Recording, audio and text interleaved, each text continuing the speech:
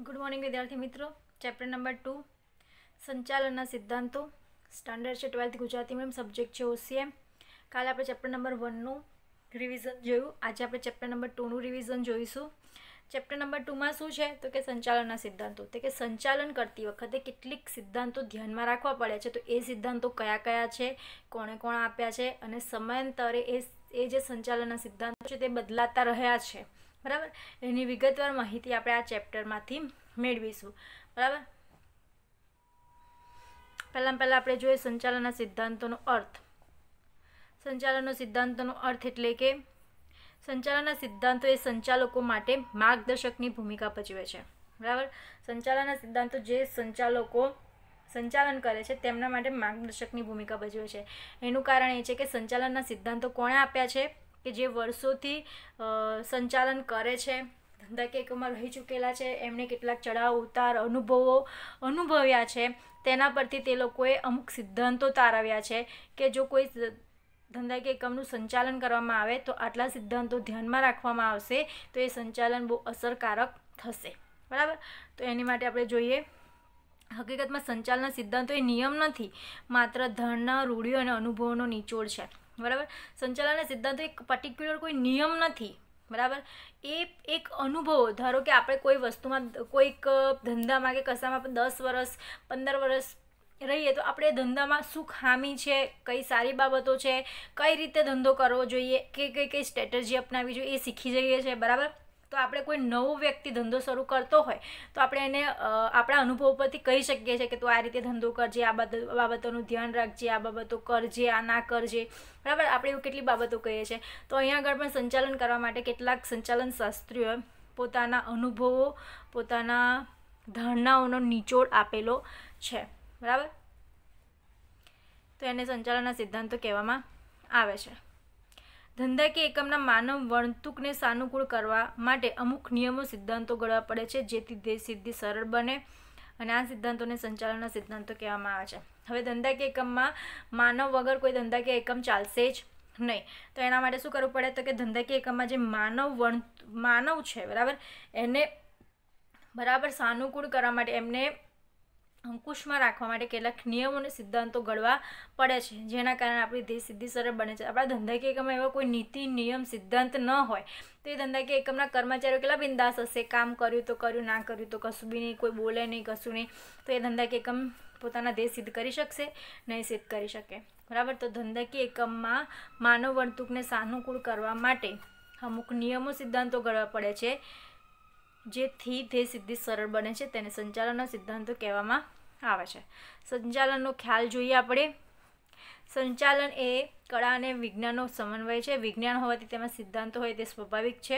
શુદ્ધ વિજ્ઞાનની માફક સંચાલનના સિદ્ધાંતો જળ નથી પરંતુ પરિવર્તનશીલ છે, બરાબર। જે રીતે વિજ્ઞાનમાં અમુક સિદ્ધાંતો પ્રયોગો પર આધારિત હોય છે તેવી રીતે સંચાલનમાં છે, પણ સિદ્ધાંતોમાં પ્રયોગ બદલી શકતા નથી, સિદ્ધાંત બદલી શકાતા નથી। જ્યારે સંચાલનના જે પણ નિયમો છે, સિદ્ધાંતો છે, તેને આપણે સમયસર બદલી શકીએ છીએ, તેમાં પરિવર્તન કરી શકીએ છીએ। માનવ વર્તણૂક સાથે સીધો સંબંધ ધરાવે છે, બરાબર। અહીંયા તમારે યાદ રાખવાનું કે સંચાલનના સિદ્ધાંતો મુખ્યત્વે કોના માટે બનેલા હોય છે તો કે ધંધાકીય એકમમાં જે કામ કરતા કર્મચારીઓ હોય છે, જે માનવ હોય છે, એના માટે ઘડવામાં આવેલા હોય છે। જે રીતે ધંધાકીય એકમમાં સ્મોકિંગ નહીં કરવાનું, બરાબર, સમયસર આવી જવાનું, સમયસર ના આવે તો પગાર કપાઈ જાય, જેને ભાગે જેટલું કામ એટલું કરવાનું, નકર પગાર કપાઈ જાય, બરાબર। એમની જે ધ્યાનમાં રાખીને અમુક નીતિ નિયમોની રચના કરવામાં આવી હોય તે સંચાલનના સિદ્ધાંતો છે। સંચાલનના સિદ્ધાંતો એ નિર્ણય ઘડતર અને તેના અમલીકરણ માટે વિસ્તૃત ચોક્કસ માર્ગદર્શિકા છે। આપણે યોગ્ય સંચાલન કરવા માટેની માર્ગદર્શિકા છે, નિર્ણય ઘડતર માટેની માર્ગદર્શિકા છે। દાખલા તરીકે કોઈ એક કર્મચારી બઢતી અંગેના નિર્ણય માટે તેની નોકરીના વર્ષોને આધારભૂત ગણવામાં આવે છે, જ્યારે અન્ય એક એકમમાં કાર્યદક્ષતાને ધ્યાનમાં લઈને બઢતી આપવામાં આવે છે। અને દરેકના સિદ્ધાંતો અલગ અલગ હોય છે। જેવી રીતે કોઈ કંપની છે તો કોઈ વર્ષોથી એક જગ્યા પર કામ કર્યું છે 10 થી 15 વર્ષ, તો એને બઢતી આપવામાં આવે છે, કેમ કે એણે 10 વર્ષ સુધી અહીંયા કામ કર્યું છે। પણ જો એવી જ રીતે બીજી કોઈ કંપની હોય એ કાર્યદક્ષતા પર ધ્યાન આપતી હોય કે ભલે ને એ 2 વર્ષથી જોઈન થયો હોય પણ એનામાં આવડત છે, એમાં કૌશલ્ય છે, ધંધાને આગળ વધારી શકે છે, બરાબર। તો એને વધારે જલ્દી બઢતી આપી દેવામાં આવે છે, આગળ જોઈએ સંચાલનના સિદ્ધાંતો તથા સંચાલનની પ્રયુક્તિ વચ્ચે ભેદ સમજવો અત્યંત જરૂરી છે. સિદ્ધાંતો એટલે નિયમો, પ્રયુક્તિ એટલે કે પદ્ધતિઓ, બરાબર, એ બે વચ્ચે ભેદ સમજવો ખૂબ જરૂરી છે. પ્રયુક્તિ કે રીતો, મેથડ એન્ડ ટેકનિક્સ એ ધ્યેય સિદ્ધિ માટે લેવામાં આવેલા વિવિધ પગલાઓનો સમૂહ છે. પ્રયુક્તિઓ શું છે કે ધંધાને આપણે કઈ રીતે આગળ વધારી શકીએ છીએ એના માટે કેટલીક ટેકનિક છે, બરાબર, કેટલીક મેથડ છે. જ્યારે સિદ્ધાંતો એ અલગ વસ્તુ છે, બરાબર. સિદ્ધાંતો એ માર્ગદર્શિકા છે, બરાબર, અને આખા અનુભવોનો નિચોડ છે.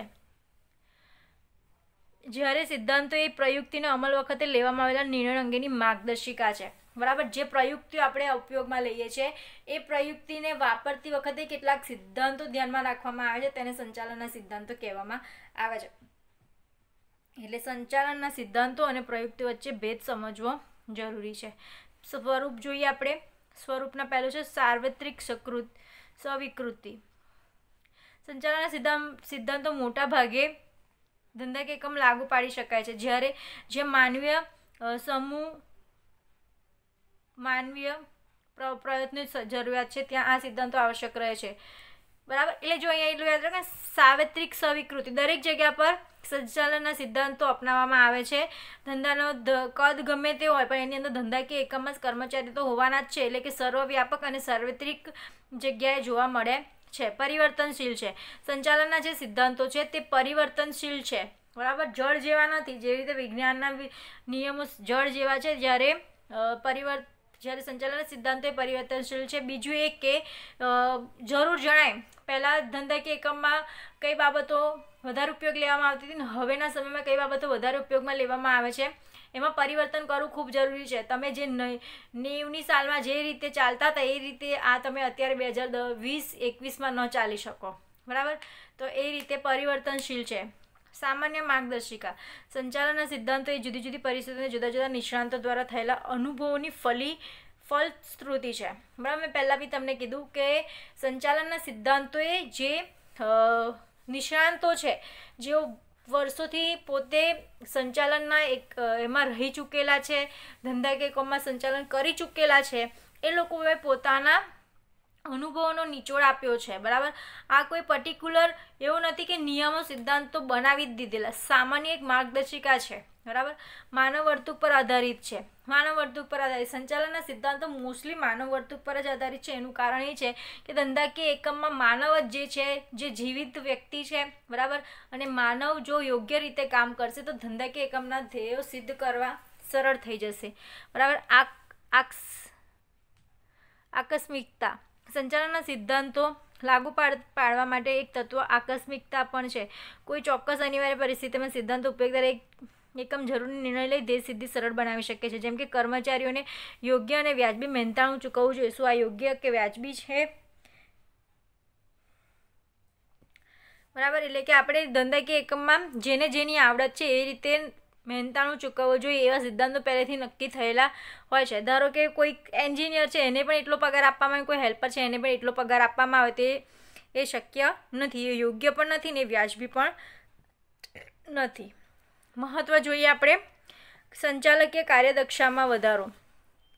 સંચાલન સારી રીતે થઈ શકે છે અને કાર્યક્ષમ રીતે થઈ શકે છે, અને સંચાલનના કાર્યદક્ષતામાં વધારો પણ થાય છે. જો સંસાધનોનો ઇષ્ટતમ ઉપયોગને અસરકારક વહીવટ. સંચાલનના સિદ્ધાંતોના કારણે ધંધાકીય એકમના જે સાધનો છે એનો ઓછામાં ઓછો ઉપયોગ થઈને અસરકારક વહીવટ કરી શકાય છે, કેમ કે સિદ્ધાંતોના કારણે ઓછામાં ઓછા ખર્ચે વધુને વધુ આપણે નફો મેળવી શકીએ છીએ. વૈજ્ઞાનિક અને તાર્કિક નિર્ણય માટે ઉપયોગી.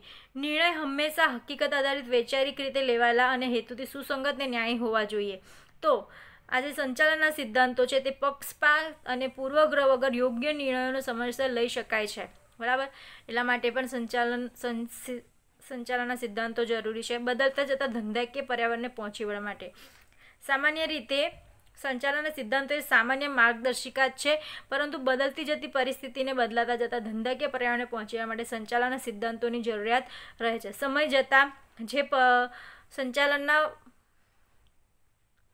પરિવર્તન આવી રહ્યું છે, બરાબર, પરિસ્થિતિ બદલાઈ રહી છે, ધંધાકીય પર્યાવરણ બદલાઈ રહ્યું છે, તેના માટે સંચાલનના સિદ્ધાંતો ખૂબ જરૂરી છે. સામાજિક જવાબદારી અદા કરવા માટે પણ સંચાલનના સિદ્ધાંતો જરૂરી છે. તેવી જ રીતે સંશોધન, તાલીમ અને વિકાસ માટે પણ સંચાલન જરૂરી છે. સંચાલનના સિદ્ધાંત જરૂર છે. સંચાલનના સિદ્ધાંત એ સંચાલન વિચારધારાનો મુખ્ય ભાગ છે. સંચાલનના સિદ્ધાંતો ઉપયોગ દ્વારા તાલીમ, શિક્ષણ, વિકાસનું કાર્ય શક્ય બને છે. જેમ કે હવે વિવિધ ધંધાકીય એકમો નિમણૂક માટે અભિરુચિ કસોટી લેવામાં આવે છે. આ અભિરુચિ કસોટી સંશોધનની તૈયારી કરવામાં આવેલ છે. સંશોધનથી તૈયાર કરવામાં આવે છે. તો કે સિદ્ધાંતો રાખવામાં આવે છે કે કોઈ પણ વ્યક્તિને આપણે ધંધાકીય એકમમાં લઈ શકતા નથી. અમુક કસોટીઓ તૈયાર કરવામાં આવે છે. એ કસોટીમાં જો કોઈ પણ કર્મચારી પાર ઉતરે તો પછી એને કામ પર લેવામાં આવે છે, બરાબર. અલગ અલગ વિચારધારાઓ આપવામાં આવેલી છે સંચાલનની વિચારધારા. એ વિચારધારામાં પહેલી છે પ્રશિષ્ટ વિચારધારા. સંચાલનની વિચારધારાઓમાં 19મી સદીના અંત સુધીમાં જે વિચારધારા રજૂ થઈ તે વિચારધારાને પ્રશિષ્ટ વિચારધારા તરીકે ઓળખવામાં આવે છે. જો ઉપરના ફકરામાં વિચારધારાની વ્યાખ્યા આપી છે એ જોઈ લઈએ. ફરી આપણે બીજું બધું નેક્સ્ટ લેક્ચરમાં જોઈએ.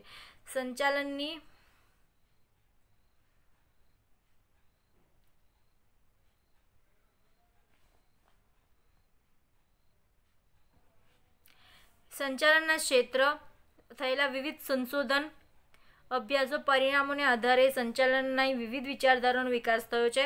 સમય અનુસાર દરેક વિચારધારા તેના વિશિષ્ટ દ્રષ્ટિબિંદુની રજૂઆત છે. આ વિચારધારાઓમાં પણ અનેક સંચાલન શાસ્ત્રીઓ અલગ અલગ મત આપી જુદા જુદા સિદ્ધાંતો આપ્યા છે.